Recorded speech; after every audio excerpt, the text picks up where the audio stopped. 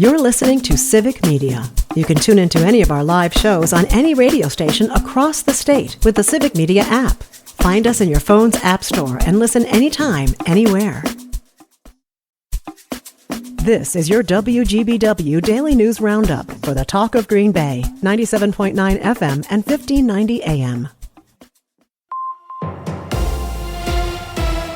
For 97.9 WGBW News, I'm Lisa Hale. Incumbent Jill Underly and challenger Brittany Kinzer won Tuesday's primary and will face off in the spring election to determine who will lead Wisconsin's Department of Public Instruction. While the race is officially nonpartisan, Democrats have been supporting Underly while Republicans have been backing Kinzer. Jeff Wright, the superintendent for Sauk Prairie School District, was challenging Underly on Tuesday's ballot, but lost. Underly and Kinzer will face off in the April 1st general election, and the winner will help set education policy throughout the state. In local races, incumbent John DeMel and former Assembly member Gordon Hintz will advance to the April 1st ballot for Winnebago County Executive. In Appleton, Adrian Stansel Martin, and with only 6 votes separating him from Leslie Vogel, Stuart Brem will compete in the April ballot for the Appleton District 11 Common Council seat being vacated by State Senator Kristen Dossler-Offheim. In the Green Bay Area Public School Board race, incumbents James Lyerly and Rick Crossan will advance, along with Jeanette Nill, Katie Gentry, Alex Minot, and Elliot Christensen. In the Wrightstown School Board primary, incumbents Melinda Lemke and Jeff Nelson advance, as do Jonathan Curtis and Amber Cox. The spring general election is April 1st.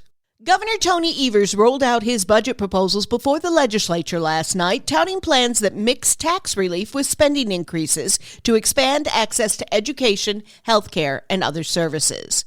Speaking to state lawmakers, Evers talked through his proposals. His remarks were greeted with frequent cheers and applause from fellow Democrats and polite silence from the Republican majority in both houses of the legislature. Evers said his proposals aim to benefit working families and would lower the costs on child care and medication, and include investments in public education. At the same time, he said his ideas would provide nearly $2 billion in relief to taxpayers, including a proposal to eliminate income taxes on tips and forestall increases in local property taxes. Wisconsinites need a leg up to be able to finally get ahead on utility bills, on child care costs, on groceries, medication, and doctor visits, and everything in between. And we've got a plan to do just that. Evers proposed increasing funds for the Universities of Wisconsin system, expanding Badger Care, thwarting price gouging on prescription drugs, supporting efforts to reduce PFAS and lead contamination, and bolster infrastructure plans. The governor's plan is expected to face stiff challenges from Republicans who continue to control the legislature.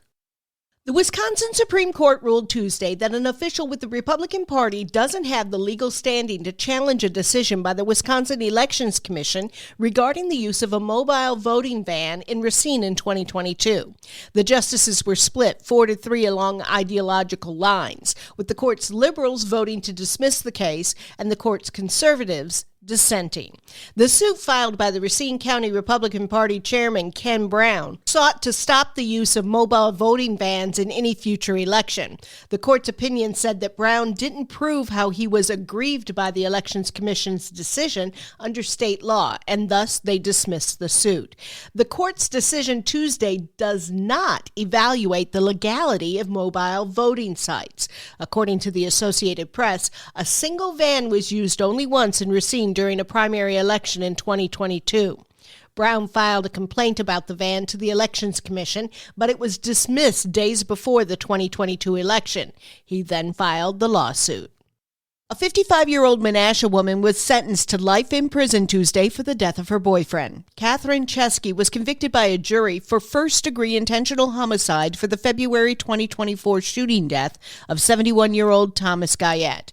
The judge said Chesky can request parole in 30 years. The cold weather is helping cranberry farms prep for the season. Brittany Merlot reports. Wisconsin is the #1 cranberry producer, growing over 400,000 tons of crop every year. And once the harvest is over, they start flooding the cranberry beds with water and freezing them.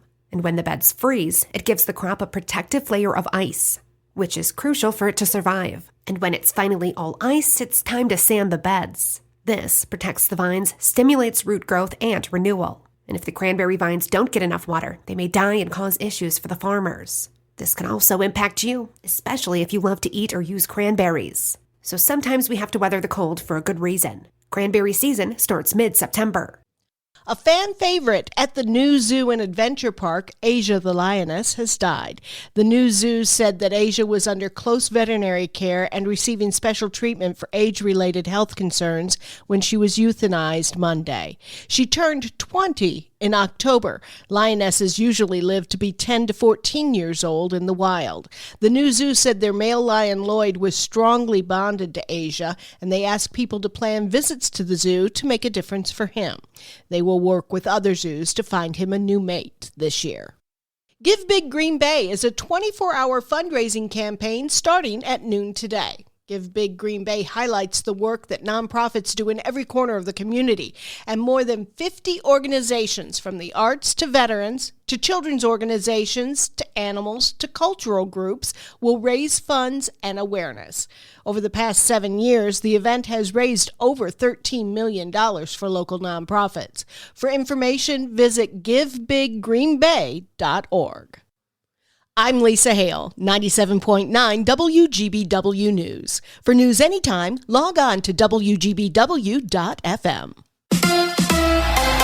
Wisconsin beats Illinois. Hi, I'm Mike Clemens with sports. Men's college basketball, the Wisconsin Badgers finally get a win over Illinois, 95-74. That ended a 9-game losing streak for the Badgers against the Fighting Illini. Head coach Greg Gard asked, did his players do a better job at getting rebounds, especially in the first half? We did.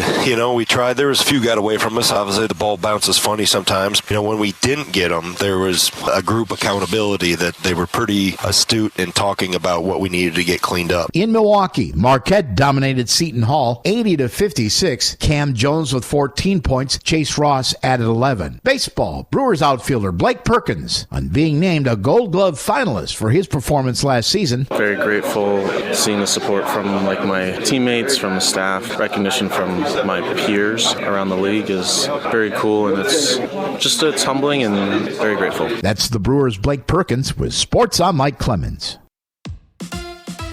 On your entertainment beat, I'm Pete Schwaba. The hips don't lie, and neither does the torso. Shakira had to cancel a show in Lima, Peru last weekend after she found herself in the emergency room. The singer announced to her 91 million Twitter followers she had an abdominal issue and was not well enough to perform. According to The Hollywood Reporter, she rescheduled the show for Monday, February 17th, and is back at it. Glad it was nothing serious. Could have just been Taco Bell. The Blake Lively, Ryan Reynolds, Justin Baldoni drama is in the middle of court filings and subpoenas. During a recent appearance on CBS This Morning, Brendan Sklenar, who shared the big screen with Lively and Baldoni on In It Ends With Us, which is where all the controversy took place, was asked by Gayle King who he is siding with, Team Justin or Team Blake. Sklenar diplomatically answered that he is with Team It Ends With Us. Sklenar was on the show to promote the upcoming second season of Taylor Sheridan's 1923. Closer to home, he starred in Green and Gold, which was shot in Door County and is still in theaters. Guy Pearce says Kevin Spacey made him feel uncomfortable while shooting LA Confidential. Pearce told The Hollywood Reporter the disgraced Spacey targeted him for months on the set back in 1997. The Oscar-nominated Pearce said he was not actually assaulted, but kept brushing off the advances, which was difficult to do because at the time, Spacey was quite powerful and very aggressive. Pearce said when he heard the reports that other actors came forward accusing Spacey of sexual assault, he broke down and sobbed. Pearce is nominated for Best Supporting Actor this year for his role in The Brutalist. And here's something that will make you feel old news. The Breakfast Club just turned 40 this past weekend. The John Hughes film was written in 1982 and put the famous writer-director on the map. The film's initial budget was $1 million and originally was going to be shot independently in Chicago. The Breakfast Club went on to gross $50 million after finally being released in 1985 and became a classic. The SNL 50th anniversary episode Sunday night was a ratings winner for NBC. The broadcast drew almost 15 million viewers between network TV and Peacock.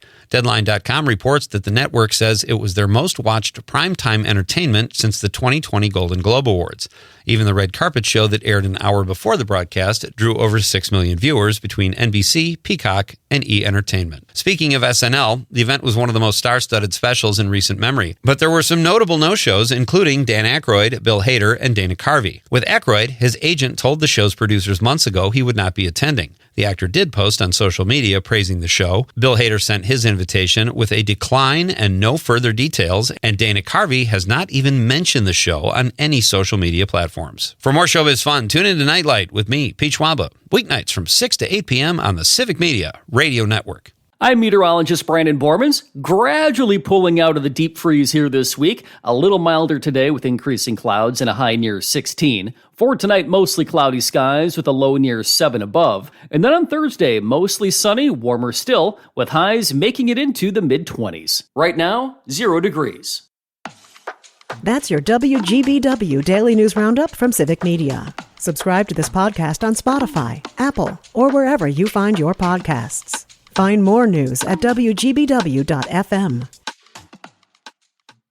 The national news cycle never stops, but it can be hard to find news about your local community. Civic Media is dedicated to providing quality local and state news coverage across Wisconsin. With the Civic Media app, you can get notifications about local stories that matter to you and your community. Find the free Civic Media app in your phone's app store and choose notifications from the menu to tell us what kind of news you want to hear about.